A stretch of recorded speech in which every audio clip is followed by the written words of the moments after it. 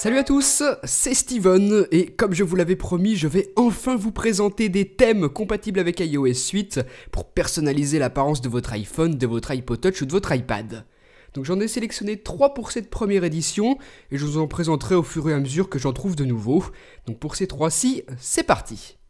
Le premier que j'ai choisi de vous présenter, le voici, il s'appelle Advent et vous le voyez, c'est clairement un thème pour Noël, voilà ce à quoi il ressemble. Toutes les icônes seront différentes et vous voyez que le but a été de les représenter sous forme de paquets cadeaux, rouge avec le petit ruban jaune, c'est vraiment sympa comme thème. Toutes les icônes de base seront modifiées, par contre pas celles que vous installerez à partir de l'App Store, donc c'est vraiment un thème à utiliser que pour Noël. S'il vous intéresse, il s'appelle Advent iOS 8, il coûte 1,30$ sur Cydia et ça peut franchement être une bonne idée pour décorer son iPhone pour Noël. Le thème suivant s'appelle Ambre, il a été créé par le même designer que le précédent, c'est Frenchy Touch qui nous l'a fait celui-ci et c'est encore une pure merveille.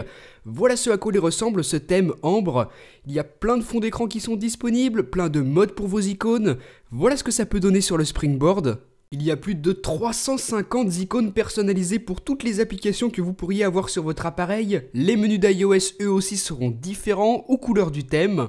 Vous aurez un logo personnalisé pour l'opérateur, pour la batterie et on retrouve également des iWidgets, on en a deux ici, un pour l'heure, l'autre pour la météo.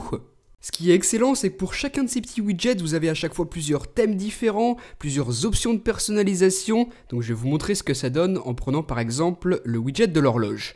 Donc là, j'en ai 4 qui sont disponibles d'horloge, moi je vais prendre le deuxième thème, je vais mettre le format 24 heures et on va mettre la langue en français.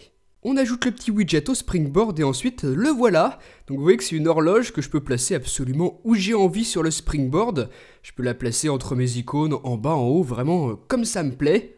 Donc c'est cette possibilité de personnalisation presque infinie en fonction de la position des icônes et des widgets que vous utiliserez que je trouve super avec ce thème. Regardez quelques exemples des possibilités qu'il offre. Tous les widgets sont inclus avec le thème, il vous faudra simplement le tweak iWidgets et vous voyez que vous pouvez aussi bien utiliser ça sur iPad puisque Ambre est aussi disponible sur iPad. Le troisième thème, le voici, il s'appelle Golden.